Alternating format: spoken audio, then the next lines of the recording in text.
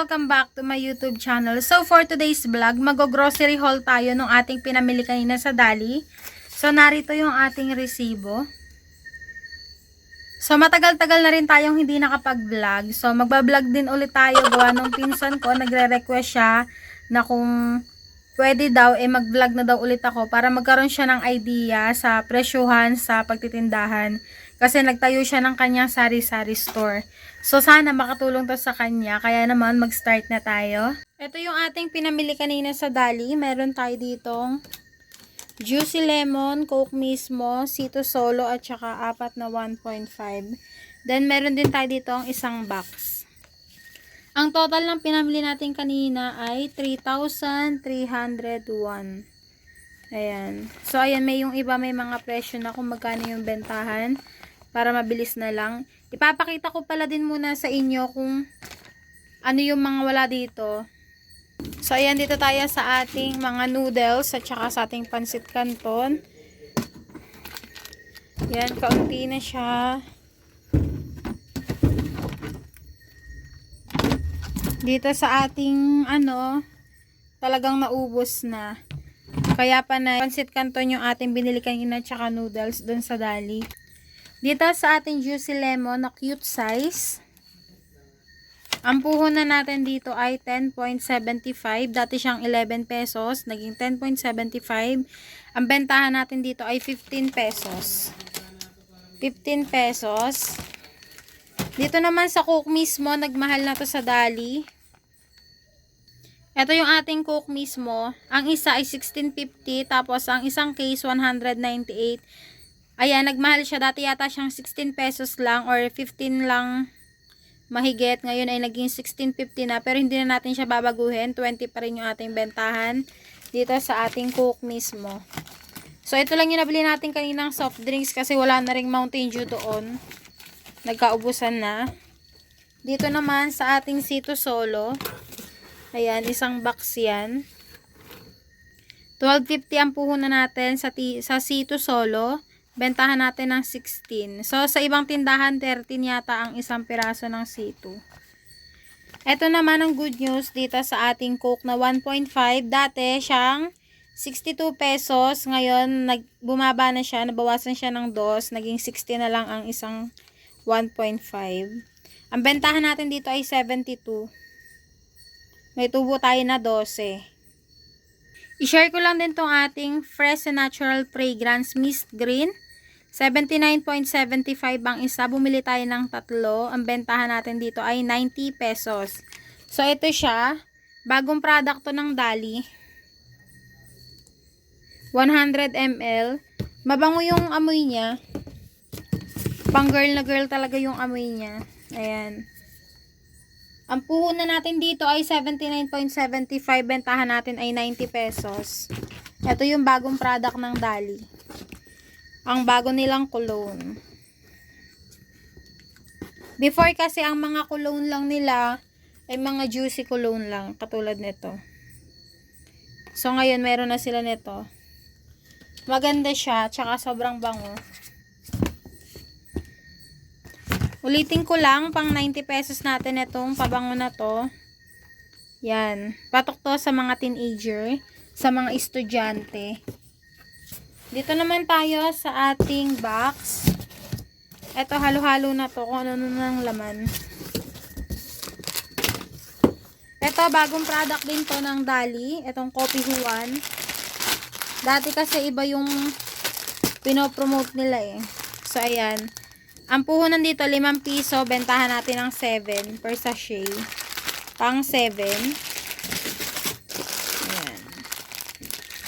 Ito naman sa Coffee Huan na black. 50 grams. Pang 42 pesos natin to. Puhunan ay 35. Dito naman, bago rin tong product ng Dali. Itong Kulina Sarap. Ayan. Pwede tong pang palit natin sa Magic Sarap. Mura lang to. 2.75 lang ang puhunan dito. So, wait lang. Papakita ko yung resibo. Ito yung Kulina Sarap All-in-One Seasoning. 8 grams. 2.75. So, mura siya, diba? Compare dun sa Magic Sarap. So, kung gusto nating makamura, ito na lang yung bilhin natin kung hindi na natin afford ang Magic Sarap. Parehas lang din naman sila ng lasa. Ayan. Pang 5 pesos ang bentahan ko nito. Yung Magic Sarap ko kasi ang bentahan ko ay 6 pesos. Para kung sakaling kulang yung pera ng customer, may option siya. Dito na lang siya sa 5 piso. Ayan. 2.75 ang puhunan natin dito. Ayan. O, diba? Very affordable. May mga panglahok pa tayo, o. Mahal na kasi talaga yung Magic Sarap ngayon. Eto naman, sa dali na lang din ako bumibili ng asin. Eto, maganda yung asin nila doon. Ay na, 250 grams. Dati kasi, nag-aano pa ako, bumibili ako ng asin na kilo-kilo, tapos nire-repack ko pa. Pero sa ngayon kasi, hindi na ako nagre-repack. Maganda na yung lalagyan. So, ang puhunan natin dyan sa MasterChef na sea salt. 7 pesos ang puhunan natin dito sa ating asin. Ang bentahan natin dito ay 10 pesos. So, may tubo tayo na 3 sa isang balot. Ayan, napakaganda nung lalagyan niya. Makapal yung plastic. Tsaka mukhang sosyalin. Diba?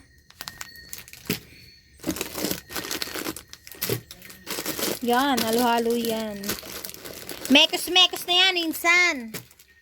Itong mani, ito na yung susunod natin kasi may naghihintay. Gusto daw niya itong ipangpulutan. Mani-mani. Ayan. So, masarap din tong mani na to. Hot and spicy peanuts. Puhunan natin dito 25. Pwede nating ibenta ng 30 or 32 pesos. So, yan. Ibibigay ko na dun sa mag-iinom. Wait lang. Ayan, proceed na tayo. So, meron tayo ditong swak, 2 Thai. Ang bentahan natin dito ay 13 pesos. Ang puhunan natin dito ay 11.25. Bentahan natin ng 13. So, ulitin ko lang, pang 13 pesos, puhunan 11.25. May nakahalo pala ditong keratin. So, sa keratin na to, ang bentahan natin dito ay 9 pesos. Itong keratin gold. 9. Sa Century Tuna natin, ang puhunan natin ay 36.25 sa hot and spicy. 36 naman sa flakes and oil. So, ang bentahan natin 39. Hindi ko pa binago yung price. Pang 39 pesos, itong ating hot and spicy na Century, tsaka itong flakes and oil. 39, 39, 39. Ayan. Meron din tayo ditong Bingo corned beef. 3 lang yata. Ay, 4 pala yung binili ko. Bentahan natin dito ay 25 pesos. Ang puhunan naman natin, 21.25. So, ulitin ko lang. Bentahan natin dito ay 25 pesos tong corned beef na to. So, yung Argentina corned beef, hindi po tayo nakakabili ngayon dahil lagi pong wala dun sa aming binibilhan sa palengke. Kaya naman, dito muna tayo sa mga mumurahin lang na corned beef. Dito naman sa ating tuna caldereta, 33 na yung ating bentahan ng ating 555 tuna caldereta. So, ang puhunan niya ay 30 pesos. Nagmahal na siya dati. Ang bentahan lang namin dito ay 31. Ngayon ay 33 na. Sa atin namang brown sugar, kalahating kilo, 39 pesos. Ang bentahan natin ay 45. So, nagpatong tayo ng 6 dito sa ating kalahating kilo na brown sugar. Pang 45. Yan. O, ayan. Ito na yung mga noodles natin at saka pansit canton. Diba katulad nga nung pinakita ko sa inyo kanina, halos wala ng laman yung ating lalagyan ng mga noodles at pansit canton. Kaya ito yung pinakamarami sa nabili natin kanina. Ayan, o, diba? Ayan. So, meron pa tayo ditong asin. Ang bili natin kanina ay meron tayong pansit canton sweet and spicy, extra hot pansit canton, chili mansi. So, yung kalamansi hindi tayo bumili kasi madami pa din. At saka itong ating chicken, ilan lang to, 4 yata na piraso, 5. Dito naman sa beef ay 2, 4, 6. 8 piraso ng ating noodles ang beef. Ayan. Ang ingay ng aso, pasensya na po. At saka, talagang maingay. So, dito sa ating mga pansit canton, parehas lang ang presyo niya.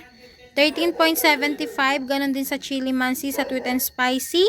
Sweet and spicy, 13.75. So, ang bentahan natin dito ay 16 pesos itong ating mga pansit canton. Any flavor po, 16. Dito naman sa ating noodles ay 11 pesos ang bentahan natin sa chicken at saka sa beef. So, ang puhunan po natin dyan ay 8.75. Pares lang sila ng puhunan. Yan, pang 11 pesos natin siya. So, ayan ang pinakamarami sa ating mga pinamili kanina. At saka, meron din tayong binili pala kaninang dalawang tay ng Ariel. Ito, powder siya. Ang bentahan natin dito ay 16 pesos. Ang puhunan natin ay 13 pesos. Sa palengke kasi, ang bentahan nito nasa 14 point something na. Kaya parang kakaunti na lang din yung tinutubo natin pag doon tayo namimili. So, syempre, practical tayong tao. At syempre, at gusto natin mas malaki yung ating kitain. Kaya, pupunta muna tayo doon sa kung saan tayo makakamura. So, ang una namin talagang ginagawa, pumupunta muna kami sa Dali bago kami pumunta sa palengke at saka sa ibang grocery store. Para yung hindi available sa kanila, yun na lang ang bibilhin namin doon. Ayan. So, ayan guys, dito lang natin tatapusin ang ating vlog. Thank you for watching. Please like, share, comment, and don't forget to hit the notification bell para lagi kayong updated sa ating mga latest videos. See you next time and bye-bye!